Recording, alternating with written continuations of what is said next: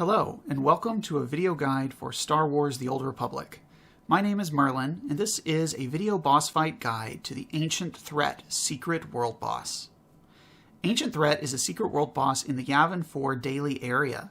The boss is located in a hidden part of the map and can only be summoned after an involved process to get multiple buffs and visiting various Sith Force ghosts. Once you summon the Ancient Threat, the boss has several challenging mechanics that require a well-coordinated group to defeat. However, summoning and defeating the Ancient Threat is very rewarding. Completing the entire process will award several neat legacy titles like Speaker of the Dead, Grave Robber, Master of the Beyond, and Ancient Threat. Ancient Threat also drops a really neat decoration of itself for your personal or guild stronghold. So first, let's discuss the steps involved to summon the Ancient Threat.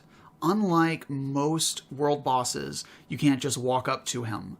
And so in this respect, Ancient Threat is a lot like the Dreadful or Hateful Entity that have some steps involved. If you prefer written guides, I highly recommend the Old Dolphy guide for the Ancient Threat and the related achievements for additional details. That guide does not have really any details for the boss fight itself, but is fantastic for everything involved up to summoning the boss. I'll link it in the description below. The first step is getting the Ancient Tome buff on Tatooine. The Ancient Threat has a buff called Ancient Defense that makes it immune to damage unless the player has this buff, so it's mandatory for everyone in the group.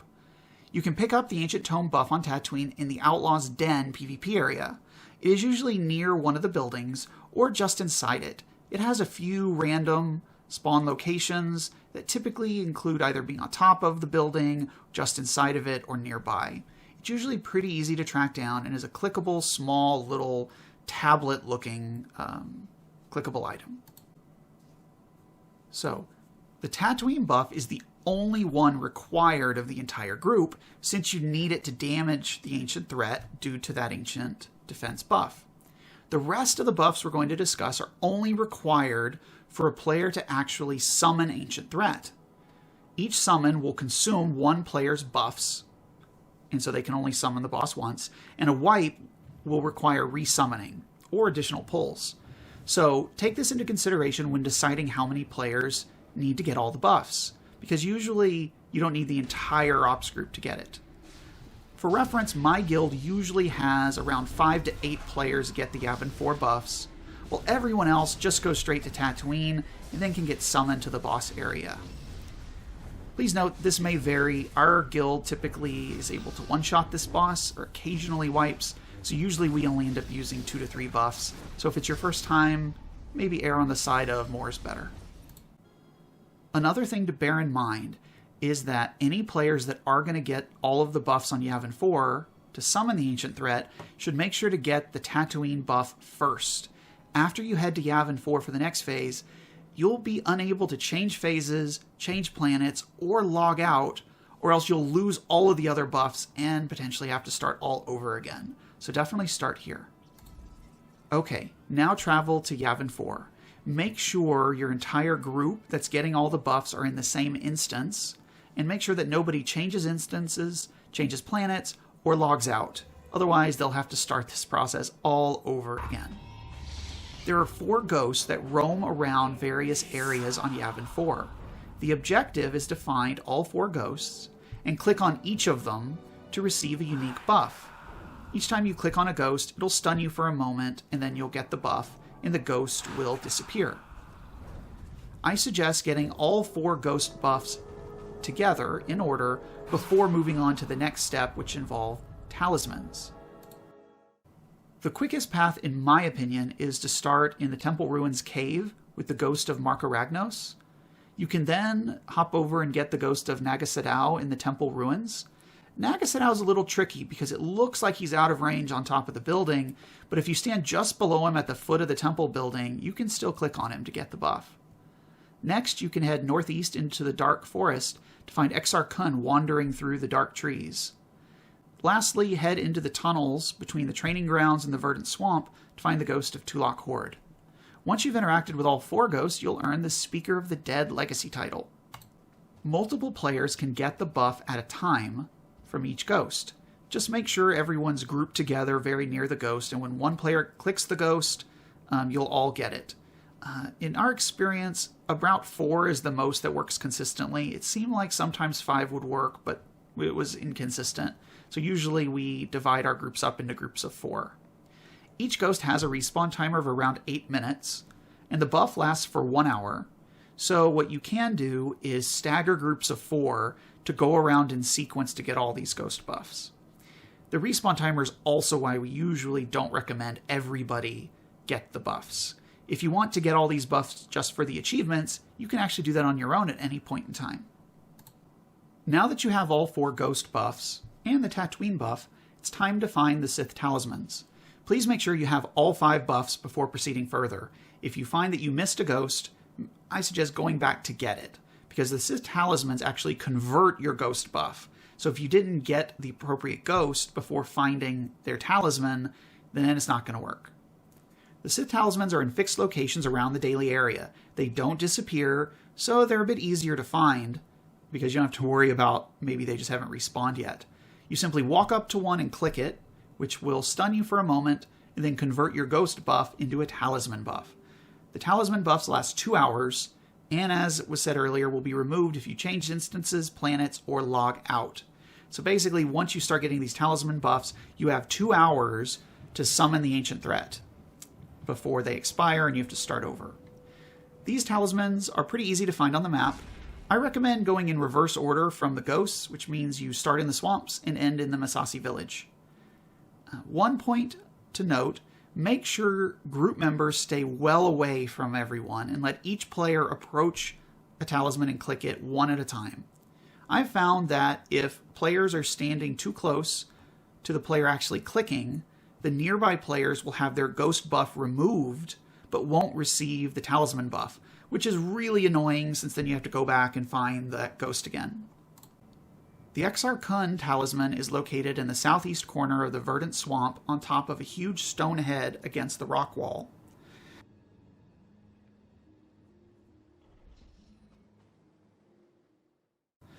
Next, the Naga Sadow talisman is located in the southeast corner of Prowler's Trail inside a waterfall in the bottom right corner of the map.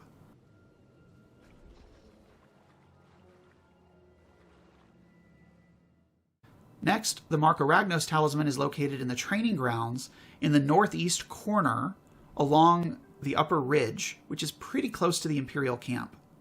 Lastly, the Tulak Horde talisman is located inside a hut in the middle of the Masasi village. It is laying inside a basket just to the right after entering the hut.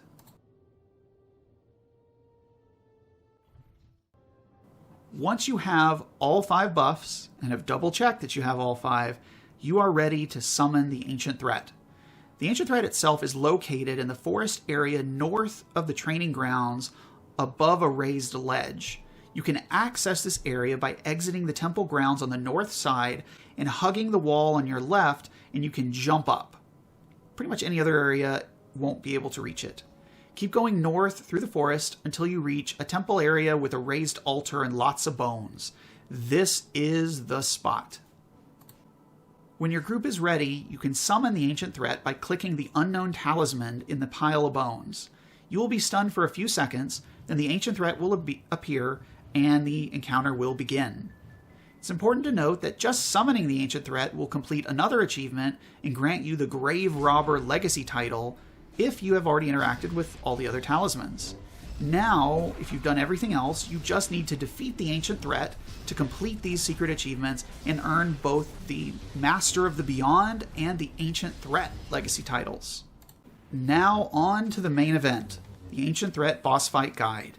Ancient Threat only has a few mechanics, but they are extremely punishing if the group does not have an effective strategy. Make sure that your ops leaders and your key players, particularly your tanks and healers, have a clear understanding of your group strategy, and make sure you discuss it in advance so that when you get into the fight, which can be rather hectic, that everyone knows what to do. The first mechanic is the Force Whisper debuff, which is a gray debuff that looks like the head and shoulder of a person. Force Whisper is applied by the Ancient Threat every 6 or so seconds to its main target, typically and hopefully a tank. Force Whisper reduces your healing received by 10% per stack and can stack many, many, many times. The debuff will drop 1 stack every 15 seconds if it's not refreshed.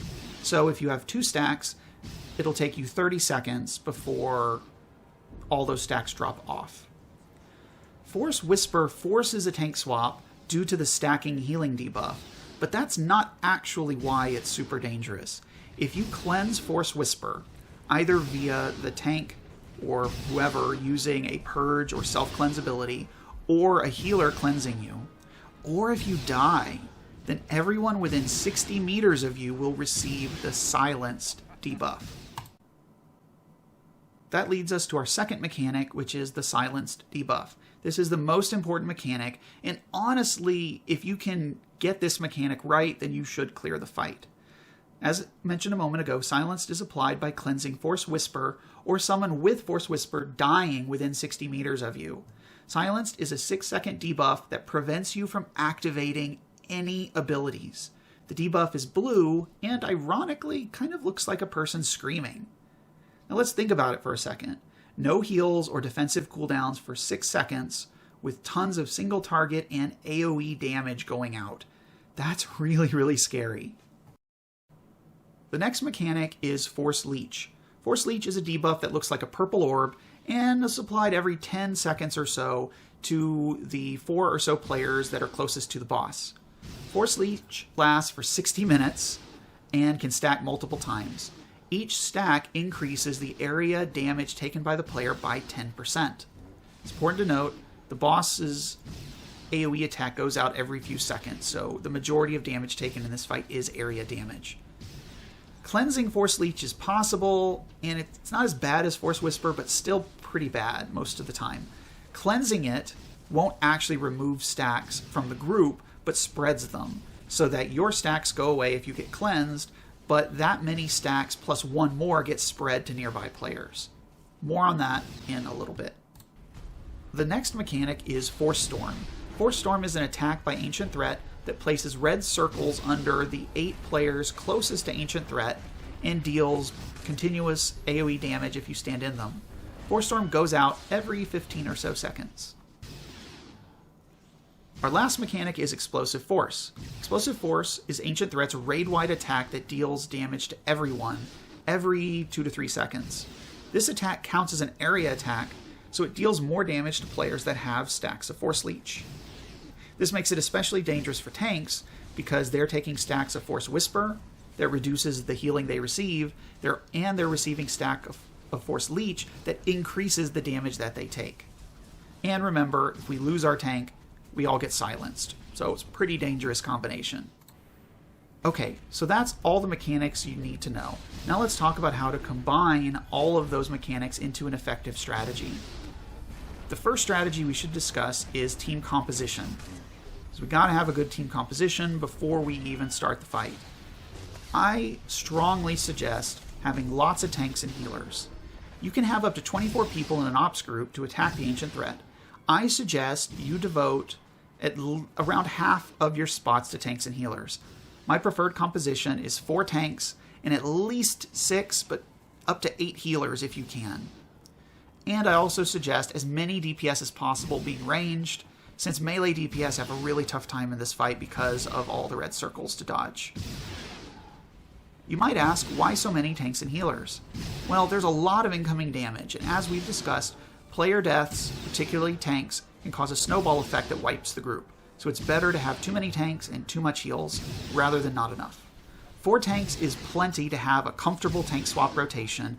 Even if you lose 1 tank, 3 is still enough. And 6 or more healers lets 2 to 3 healers focus on single target spam healing on the tanks and players who get low, while you still have 2 to 3 healers that can focus more on group AoE healing. So the first key strategy as you pull the boss is to make sure to tell all your DPS to wait to attack the boss. Because of Force Whisper and losing the Force Whisper debuff causing silenced is so critical, you cannot risk a DPS pulling aggro from the tank. That will likely wipe the group because the DPS may not even realize they get a stack, and then 15 seconds later it expires and the group gets silenced and you start losing people. What I usually suggest is to have all DPS wait to attack the boss until after the first tank swap.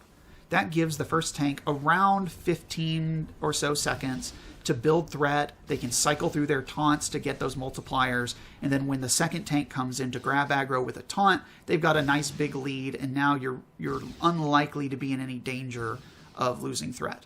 The next strategy we should discuss is the tank swap and cleanse rotation. It is super important to have this nailed down in advance. You want 4 tanks, and generally want them to swap at around 3 stacks of Force Whisper. Each time a swap happens, the tank swapping off the boss should run far away from the group to a predetermined cleanse position. Remember, we want them 60 meters away from everyone in the group before they get cleansed so that nobody gets silenced. There are a few approaches to this. My guild typically prefers to have the cleanse position be due north of the boss fight area right up against the far wall, because that works out to be about 60 meters from kind of the log on the north part of the area where you fight the boss. A designated healer, it doesn't actually need to be someone in the group, if you want to make sure you've got plenty of healers with the group, can wait at that position, and as that tank with the buffs runs up to them, they heal them up as they get close, and once they get all the way to them, all the way against the far wall, they cleanse them.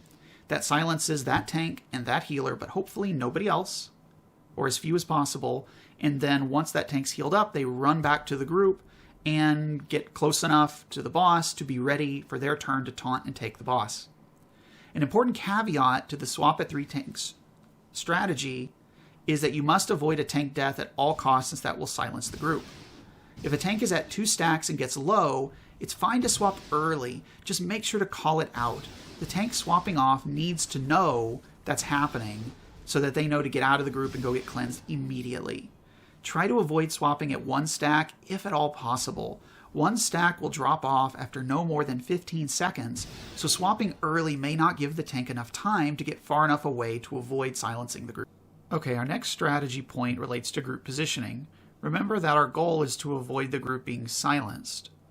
If your cleanse position for your tanks is due north, then you generally want to stay in the middle of the altar rock area, and you can go east or south of there with your ranged DPS or heals, or if you need to kite the boss. But don't go north or go past kind of the log and the first row of trees, or you'll be silenced for sure. Ranged DPS and healers should generally stay well away from the boss. If you have a few melee DPS and tanks, then if you keep a few players extra near the boss, then you can usually keep red circles away from the group. That said, ranged DPS and healers really need to be on the lookout for red circles and move out of them. For the tank holding Ancient Threat, it's okay to move it, and you'll need to move it to get out of red circles under your own feet.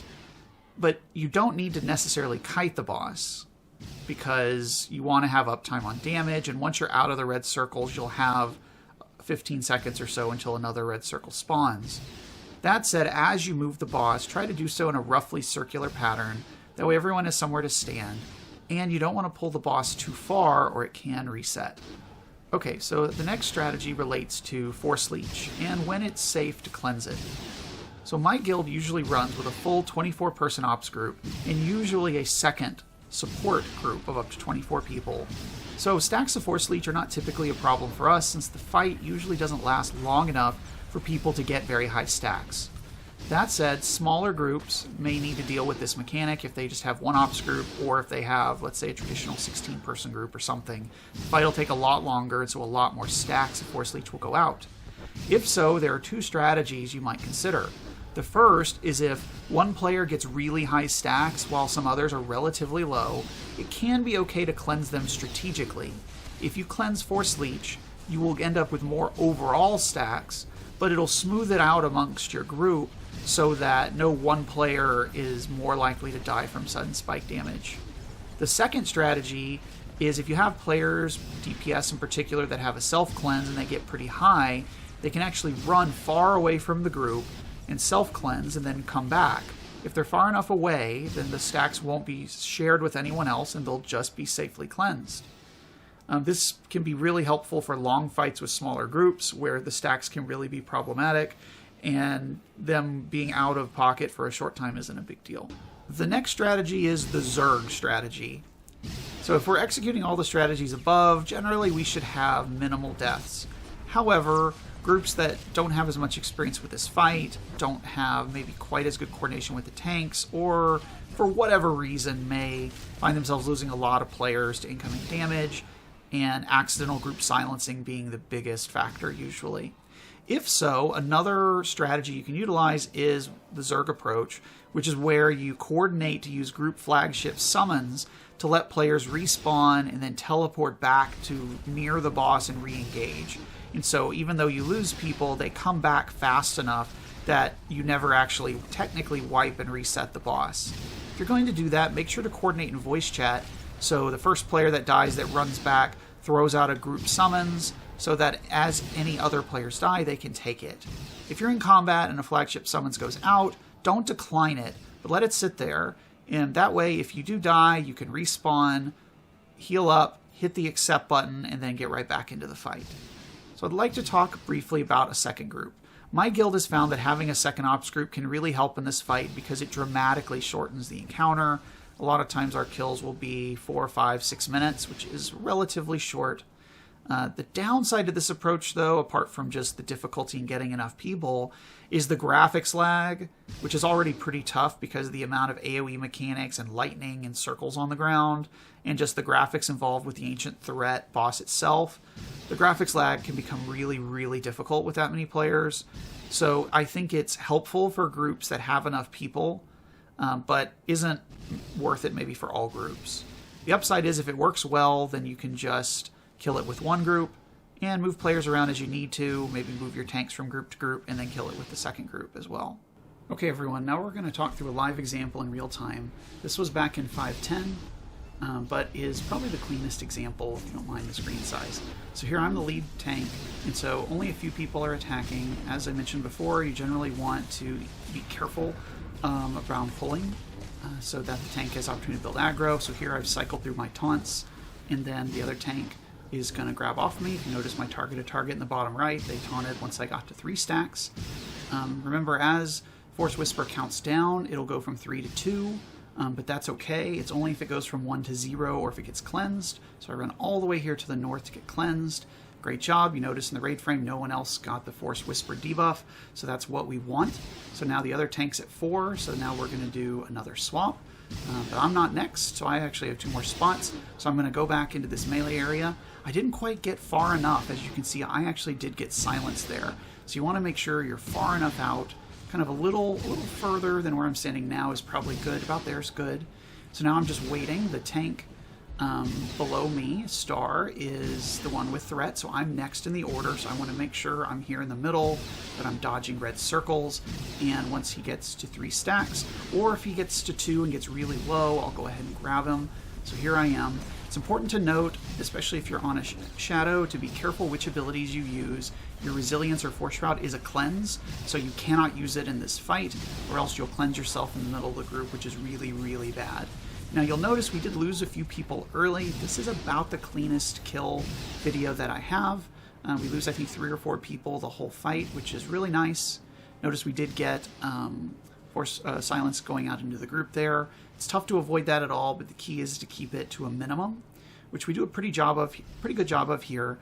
In 5.10 was a little cleaner. In 6.0, the lag has been a little more of an issue for us, so we usually lose around maybe double that. So most of the other kills we have, we lose 8 to 10 people or so, and so we'll usually use the flagship summons to get everyone back in.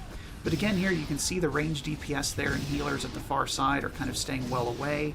Between our 4 tanks and a couple of healers and melee DPS, we have enough people around the boss that we're generally getting all the red circles in this melee area, which is good. That makes it a little bit easier for our healers. I think this is one of the things that this pull we did especially well, is keeping the red circles out of the range, which is really nice. In that, you notice for the most part we have 1 other player that has a lot of stacks of Force Leech. For the most part, most of those are going to the tanks, so every time we go to get cleansed, we're dropping those stacks, which also really, really helps. You'll notice other than 1 player with 8 and 1 player with 5, everyone else is 1 or 2, which means the overall damage taken for the group is pretty low as long as no one's standing in red circles. Notice that with our 2 groups, we're burning the boss really fast. If you don't have 2 groups, you will not kill the boss this quickly.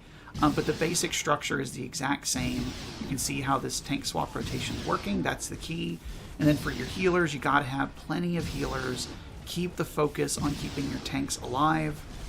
Save your battle reses for tanks. You notice we did lose a couple of people early. Now we're getting summons out, so the few people that died can teleport back if they want to. But otherwise, that's it. And keeping the red circles in this melee area is good. Watching your feet is important. And that's really it.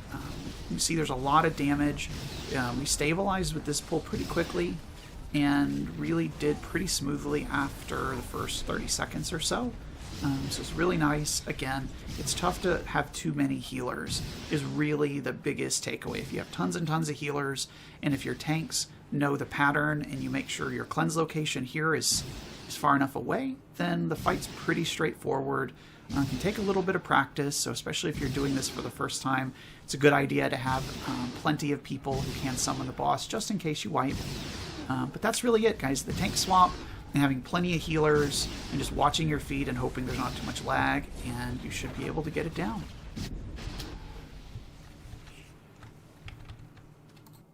Okay, that's it for the guide. Ancient Threat is a tough but fun fight that rewards some cool titles, a neat decoration, and honestly is a pretty fun experience because not many groups have done it, and since it's secret, not even that many people really know about it. I hope this guide was helpful to you, and best of luck in SWTOR. Thanks.